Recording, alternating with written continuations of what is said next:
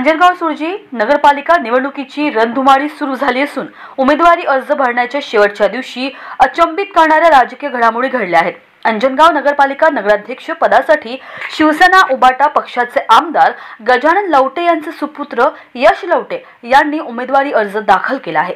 तर काँग्रेस पक्षाच्या वतीने नगराध्यक्ष पदासाठी आयशा बानू रशीद खां यांनी उमेदवारी अर्ज दाखल केल्याने राजकीय चर्चेला उधाण आले असून काँग्रेस पक्षाने शिवसेना उबाटा गटासाठी राजकीय डाव आखल्याची राजकीय क्षेत्रात चर्चा रंगली आहे। शिवसेना उबाटाचे नगराध्यक्ष पदाचे उमेदवार पराभूत पक्ष आखत असताना शिवसेना उबाटा पक्षाने राजकीय रणनीती आखून 28 नगरसेवक जागेतील 8 उमेदवार काँग्रेस पक्षाचे वोट बँक समजल्या जाणाऱ्या उमेदवारांना देऊन शिवसेना उबाटा पक्षाने काँग्रेस पक्षाचा डाव हाणून पाडलाय। तर काँग्रेस पक्षावर शिवसेना उबाटा भारी पडलेले दिसून येत आहे।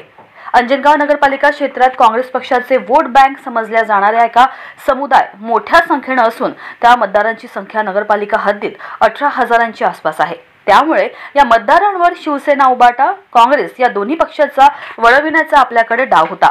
शहरातील सर्वात जास्त संख्येने असलेल्या समुदायातील नगराध्यक्ष पदाची उमेदवारी काँग्रेस पक्षाने दिली तर शिवसेना उबाटा पक्षाने 8 उमेदवारांना नगरसेवक पदासाठी उमेदवारी संधी देऊन त्या समुदायाच्या मतांवर बाजी मारल्याने राजकीय क्षेत्रात चांगली चर्चा रंगत आहे। शहरातील सर्वात मोठा मतदार असलेला समुदाय अखेरच्या दिवशी कोणता निर्णय घेतो याकडे सर्वांचे लक्ष लागलंय।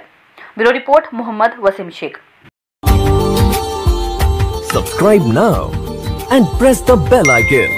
Never miss an update.